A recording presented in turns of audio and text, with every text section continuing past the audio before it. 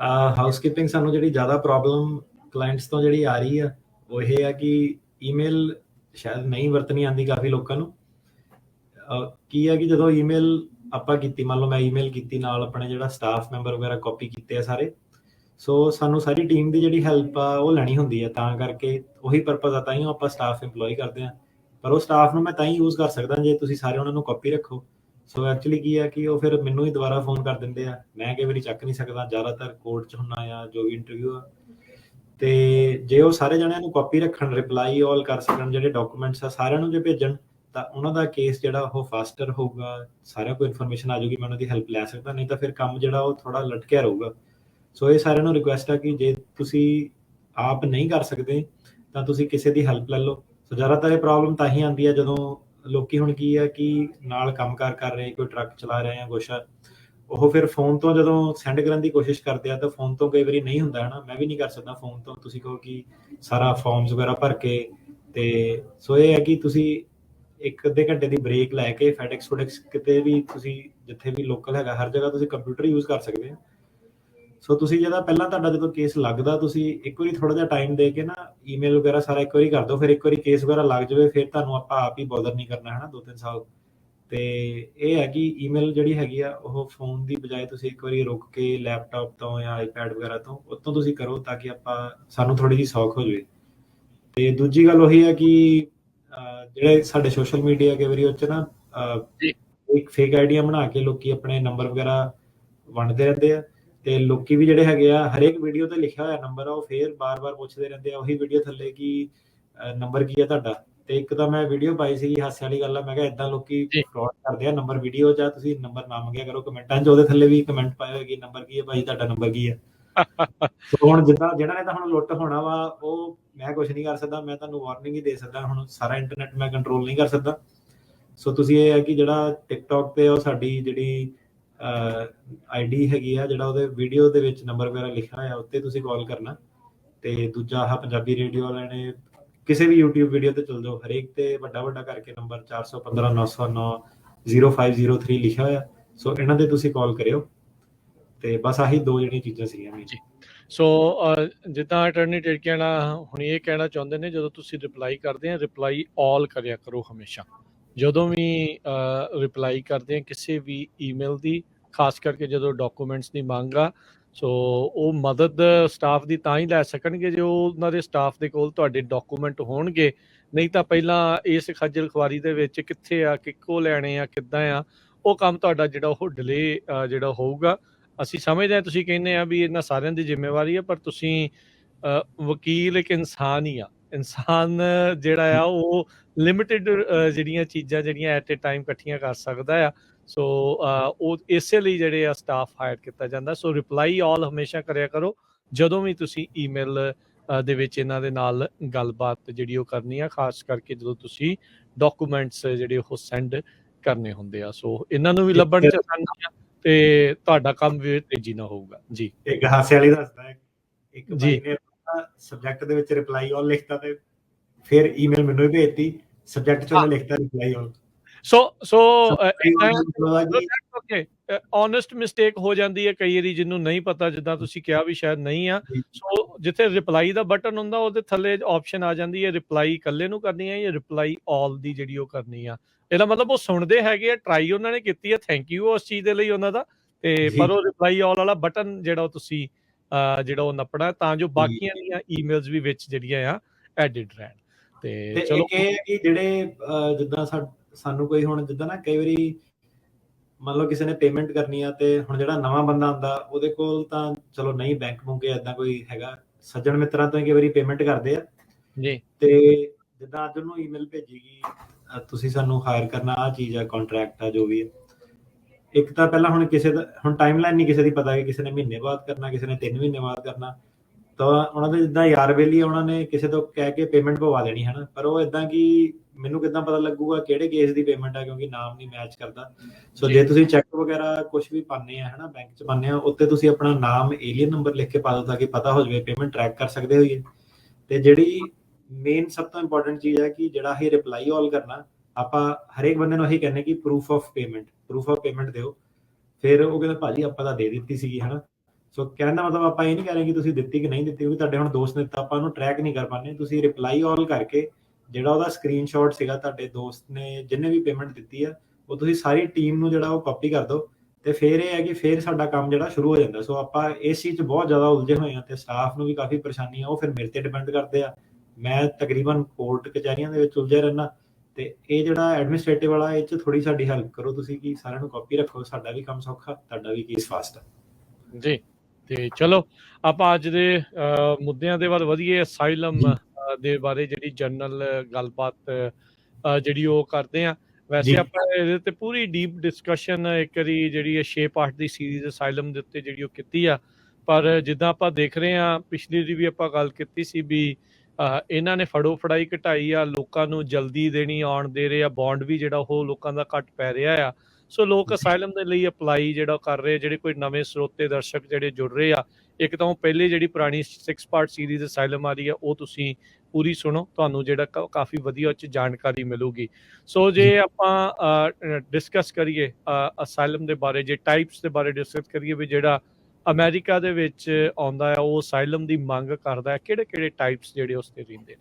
ਜੀ ਸੋਭਾ ਜੀ, ਇਹ ਨਾ ਕੁਐਸਚਨ ਐਕਚੁਅਲੀ ਆਪਾਂ ਆਨਸਰ ਤਾਂ ਬੜੀ ਵਾਰੀ ਕੀਤਾ, ਪਰ ਤੁਸੀਂ ਦੇਖੋ ਕਿ ਇਹ 'ਚ ਨਾ ਲੋਕੀ ਹਮੇਸ਼ਾ ਗਲਤੀਆਂ ਕਰੀ ਜਾ ਰਹੇ, ਪਿਛਲੇ 10-15 ਸਾਲਾਂ ਤੋਂ ਮੈਂ ਦੇਖ ਰਿਹਾ ਜੀ। ਸੋ ਇਹ ਥੋੜਾ ਜਿਹਾ ਇੱਕ ਵਾਰੀ ਧਿਆਨ ਨਾਲ ਸੁਣਿਓ ਕਿ ਜਿਹੜਾ ਅਸਾਈਲਮ ਆ ਨਾ, ਉਹ ਤੁਸੀਂ ਕਰ ਸਕਦੇ ਆ ਰੇਸ ਦੇ ਬੇਸ ਦੇ ਉੱਤੇ, ਮਤਲਬ ਕਿ ਜਾਤ ਪਾਤ ਜਿਹੜਾ ਹੈਗਾ। ਸੋ ਇੰਡੀਆ 'ਚ ਰੇਸ ਵਾਲੀ ਤਾਂ ਪ੍ਰੋਬਲਮ ਹੈ ਨਹੀਂ ਕੋਈ। ਇਹ ਆ ਗਿਆ ਰਿਲੀਜਨ, ਧਰਮ ਦੇ ਕਰਕੇ। ਸੋ ਧਰਮ ਵਾਲੀ ਧਾਰਮਿਕ ਪ੍ਰੋਬਲਮ ਹੋ ਸਕਦੀ ਹੈ, ਕੋਈ ਵੀ ਧਰਮ ਹੋਵੇ, ਜ਼ਰੂਰੀ ਨਹੀਂ ਕਿ ਮਾਈਨੋਰਿਟੀ ਹੋਣਾ ਚਾਹੀਦਾ। ਕੋਈ ਵੀ ਤੁਹਾਡਾ ਜਿਹੜਾ ਕਨਵਰਜਨ ਆ, ਕੁਛ ਵੀ ਆ, ਸਿੱਖ ਰਿਲੀਜਨ ਆ, ਕ੍ਰਿਸਚਨ ਆ, ਹਰੇਕ ਚੀਜ਼ ਤੇ ਜੋ ਵੀ ਤੁਹਾਡੀ ਫਿਲਾਸਫੀ ਆ, ਜਿਹੜੇ ਵੀ ਗੁਰੂ ਨੂੰ ਤੁਸੀਂ ਮੰਨਦੇ ਹੋ, ਉਹਦੇ ਬੇਸ ਤੇ ਰਿਲੀਜਨ, ਮਤਲਬ ਕਿ ਜੇ ਰਿਲੀਜੀਅਸ ਫੀਲਿੰਗਸ ਹੈਗੀਆਂ, ਤੁਸੀਂ ਰਿਲੀਜਨ ਦੇ ਥੱਲੇ ਆ ਜਾਂਦੇ ਆ। ਜਿਹੜਾ ਨੈਸ਼ਨੈਲਿਟੀ ਹੈਗਾ, ਨੈਸ਼ਨੈਲਿਟੀ ਦੇ ਥੱਲੇ ਕਰ ਸਕਦੇ ਆ। ਜਿਹੜਾ ਹੁਣ ਸਪੈਸ਼ਲੀ ਜਿਹੜੇ ਆਪਣੇ ਅਲੱਗ ਸਟੇਟ ਦੀ ਮੰਗ ਕਰਦੇ ਆ, ਕਸ਼ਮੀਰ ਵਾਲੇ, ਪੰਜਾਬ ਵਾਲੇ, ਉਹ ਕਲੇਮ ਕਰ ਸਕਦੇ ਆ ਕਿ ਆਪਣੀ ਸਾਡੀ ਅਲੱਗ ਨੈਸ਼ਨੈਲਿਟੀ ਆ, ਉਹਦੇ ਬੇਸ ਤੇ ਕੀਤਾ ਜਾ ਸਕਦਾ। ਮੈਂਬਰਸ਼ਿਪ ਇਨ ਅ ਪਰਟੀਕੂਲਰ ਸੋਸ਼ਲ ਗਰੁੱਪ, ਇਹ ਜਿਹੜਾ ਹੈਗਾ ਮੇਨ ਜਿਹੜਾ ਟੌਪਿਕ ਜਿਹੜਾ ਹੈਗਾ ਅੰਡਰ ਯੂਟਿਲਾਈਜ਼ਡ ਹੈਗਾ। ਆਪਣੇ ਇੰਡੀਅਨ ਬੰਦੇ ਨੂੰ ਯੂਟਿਲਾਈਜ਼ ਨਹੀਂ ਕਰਦੇ, ਬਾਕੀ ਕੰਟਰੀਆਂ ਵਾਲੇ ਜ਼ਿਆਦਾ ਕਰਦੇ ਆ। ਪਰਟੀਕੂਲਰ ਸੋਸ਼ਲ ਗਰੁੱਪ ਹੋ ਗਿਆ ਕਿ ਤੁਸੀਂ ਇਹ ਸ਼ੋਅ ਕਰਨਾ ਹੁੰਦਾ ਕਿ ਮੰਨ ਲਓ ਜੇ 100 ਜਣੇ ਰਹਿੰਦੇ ਆ ਕੰਟਰੀ 'ਚ, ਤੁਸੀਂ ਇਹ ਸ਼ੋਅ ਕਰਨਾ ਕਿ ਆਪਾਂ ਇੱਕ ਛੋਟੇ ਜਿਹੇ ਗਰੁੱਪ 'ਚ ਬਿਲੋਂਗ ਕਰਦੇ ਆ, 5 ਜਣੇ, ਹਨਾ। ਸੋ ਫੋਰ ਐਗਜ਼ਾਮਪਲ ਉਹ ਹੋ ਗਿਆ ਤੁਹਾਡਾ LGBTQ ਵਾਲੇ ਬੰਦੇ ਹੋ ਗਏ, ਜਿਹੜੇ ਦਲਿਤ, ਸ਼ਡਿਊਲ ਟ੍ਰਾਈਬ, ਉਹ ਵਾਲੇ ਜਿਹੜੇ ਲੋਕ ਆ, ਉਹ ਹੋ ਗਏ ਪਰਟੀਕੂਲਰ ਸੋਸ਼ਲ ਗਰੁੱਪ ਦੇ ਵਿੱਚ। ਸਪੈਸਿਫਿਕ ਹੁਣ ਜਿਹੜੇ ਉਹ ਕਹਿੰਦੇ ਆ ਕਿ ਜਿਹੜੇ ਫੋਰ ਐਗਜ਼ਾਮਪਲ ਕਿ ਧਰਨਿਆਂ ਦੇ ਵਿੱਚ ਫਰੰਟ ਲਾਈਨਸ ਦੇ ਉੱਤੇ ਜਾ ਕੇ ਸੀਗੇ, ਉਹਨਾਂ ਨੂੰ ਉਹ ਪਾਰਟਿਸਿਪੇਸ਼ਨ ਕਰਕੇ ਜੇ ਕਰ ਰਹੀ ਹੈ, ਭਾਵੇਂ ਉਹਨਾਂ ਦਾ ਰਿਲੀਜਨ ਜਾਂ ਹੁਣ ਕਈ ਵਾਰੀ ਬੰਦਾ ਪੁੱਛਦਾ ਕਿ ਭਾਜੀ ਮੇਰਾ ਧਰਮ ਤਾਂ ਆਹ, ਪਰ ਮੈਂ ਪਾਰਟਿਸਿਪੇਟ ਕੀਤਾ ਸੀਗਾ ਮੇਰਾ। ਸੋ ਪਰਟੀਕੂਲਰ ਸੋਸ਼ਲ ਗਰੁੱਪ ਦਾ ਮਤਲਬ ਹੈਗਾ ਕਿ ਤੁਸੀਂ ਉਹਨਾਂ ਨੂੰ ਇੱਕ ਕੇਸ ਦੱਸਣਾ ਆਪਣਾ ਕਿ ਜੇ 100 ਜਣੇ ਕੰਟਰੀ 'ਚ ਰਹਿੰਦੇ ਆ ਤਾਂ ਆਪਾਂ ਜਿਹੜਾ ਸਾਡਾ ਜਿਹੜਾ ਗਰੁੱਪ ਆ ਉਹ ਅਲੱਗ ਆ, ਤੇ ਉਹਨੂੰ ਟਾਰਗੇਟ ਕੀਤਾ ਜਾ ਰਿਹਾ। ਮਤਲਬ ਇਹਦੇ ਵਿੱਚ ਬਹੁਤ ਜ਼ਿਆਦਾ ਤਰ੍ਹਾਂ ਦੇ ਕੇਸ ਆ ਸਕਦੇ ਆ, ਵੂਮਨ ਦੇ ਕੇਸ ਆ ਸਕਦੇ ਆ, ਡੋਮੈਸਟਿਕ ਵਾਇਲੈਂਸ ਦੇ ਆ ਸਕਦੇ ਆ, ਟੌਰਚਰ ਵਾਲੇ ਜਿਹੜੇ ਆ ਸਕਦੇ ਆ, ਡਿਟੇਨੀਆਂ ਦੇ ਟੌਰਚਰ ਵਾਲੇ ਆ ਸਕਦੇ ਆ।